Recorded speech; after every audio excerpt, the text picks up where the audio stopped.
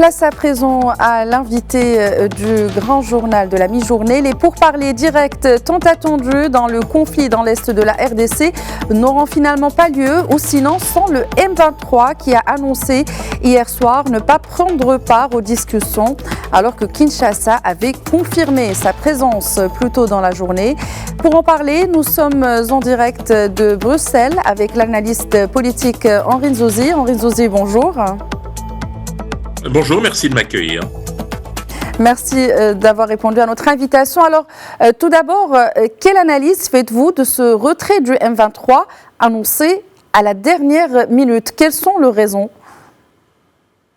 Officiellement, les raisons avancées sont évidemment l'adoption de sanctions contre plusieurs chefs militaires du Rwanda, ainsi qu'une entreprise active, notamment dans le commerce de l'or. Mais c'est un prétexte fallacieux, pour une simple et bonne raison que bon nombre d'observateurs pressentaient en fait une entourloupe de dernière minute de la part du M23.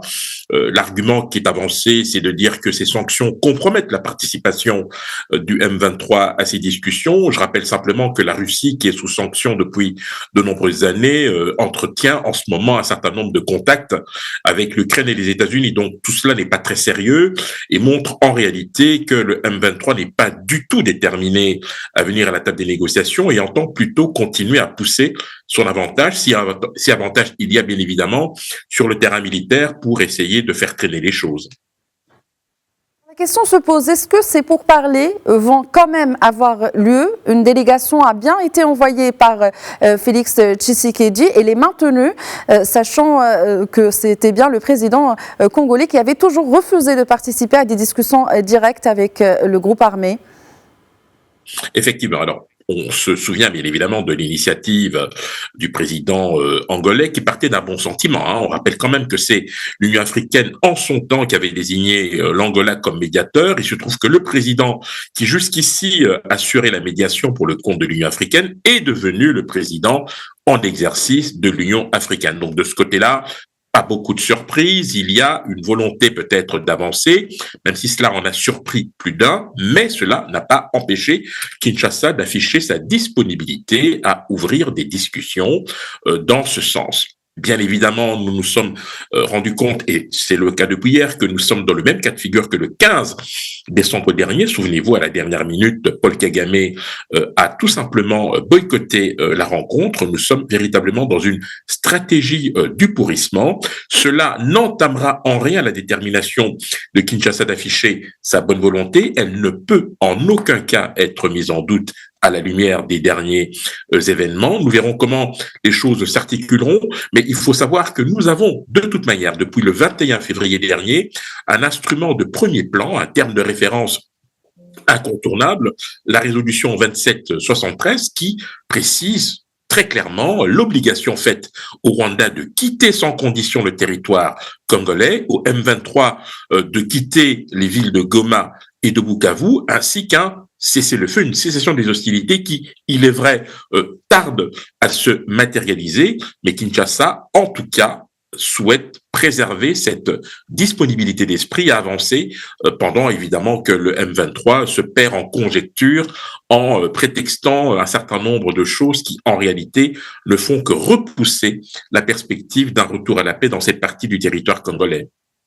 Alors justement, l'annonce des discussions directes et la disponibilité de Kinshasa, pour reprendre le terme que vous avez utilisé, avait fait souffler un vent d'optimisme, mais c'était vraiment de courte durée. Quel serait l'impact de ce refus du M23 de participer à ces négociations sur le conflit en RDC qui fait toujours rage?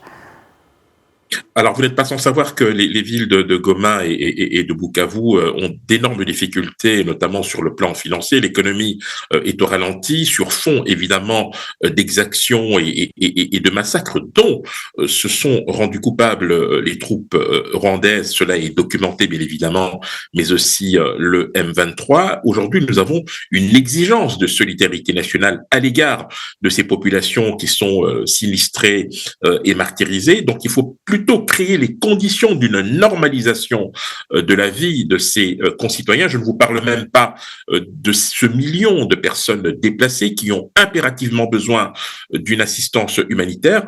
Il faut que le M23 se ressaisisse et arrête de jouer à la roulette russe avec le destin de millions de Congolais dans cette partie du territoire national. Il faut aussi et surtout que le bon sens revienne. Pour ce qui est de Kinshasa, me semble-t-il, c'est quelque chose qui est évident, mais il va tout de même falloir accentuer la pression sur Kigali parce que personne n'est dupe. Hein. On sait très bien en réalité que le M23 obéit à un agenda très précis. Lorsque vous regardez le chronogramme des réactions de Kigali depuis maintenant un mois, on voit véritablement qu'il y a une volonté de ne pas du tout apaiser les choses et certainement ne pas s'inscrire dans un schéma de négociation. La volonté de Kigali semble être de sortir du schéma de Luanda pour précisément accréditer l'idée que ce qui se passe à l'est de la RDC est une affaire entre Congolais. Alors, Henri Zouzi, on revient un peu en arrière. Le gouvernement congolais exige le retrait immédiat et inconditionnel du M23 des zones occupées et une reddition complète des combattants. Et de l'autre, le groupe rebelle réclame une intégration politique et militaire et une reconnaissance officielle de ces revendications. Comme vous pouvez le voir, des positions diamétralement opposées. Alors, quelles pourraient être? Est-ce qu'il y aurait un juste milieu pour arriver à un accord en cas de discussion? Il est toujours possible de parvenir à un compromis, mais n'oubliez pas que la RDC a déjà payé un lourd tribut dans le passé, avec notamment l'intégration de combattants. Cela nous a donné le brassage, le mixage, avec bien évidemment des mutineries en cascade qui ont respectivement donné lieu à des groupes armés comme le CNDP, le M23 et maintenant l'AFC. Il faut à ce niveau-là être extrêmement attentif. C'est pour cette raison d'ailleurs que dans la séquence actuelle, la communauté internationale a véritablement toute sa place à prendre. Mais je rappelle, le plus important, me semble-t-il, c'est que la pression sur Kigali soit maximale parce que c'est Kigali qui est en capacité d'infléchir la position maximaliste du M23 à l'heure actuelle. Mais alors justement, quel rôle joue aujourd'hui la communauté internationale? Quelles sont les dernières démarches au niveau de la communauté internationale dans ce conflit? Alors, vous avez bien évidemment les sanctions qui ont été prises à l'encontre du M23 et de plusieurs chefs militaires rwandais. Cela était de toute façon prévisible puisqu'il y avait un processus qui avait été amorcé depuis maintenant plusieurs semaines. L'isolement diplomatique de Kigali n'est pas du tout le fruit du hasard, c'est tout simplement la conclusion qu'ont tiré un certain nombre d'organisations internationales et d'instances internationales sur la nécessité de pouvoir respecter le droit international, ce qui suppose d'abord le respect de l'intégrité territoriale et de la souveraineté de la RDC, et puis surtout le respect de la lettre et de l'esprit de cette résolution pour laquelle il va falloir envisager des mesures contraignantes pour que cesse le martyre des populations de l'Est de la RDC. Henri Zouzi, pour terminer, est-ce que vous considérez qu'aujourd'hui, ces pourparlers qui n'auront finalement pas lieu, en tout cas pas de discussion directe entre les belligérants, est-ce que c'est un retour en arrière ou est-ce qu'il y a encore un espoir alors que les populations, vous l'avez rappelé tout à l'heure, sont dans l'urgence de retrouver justement leur vie?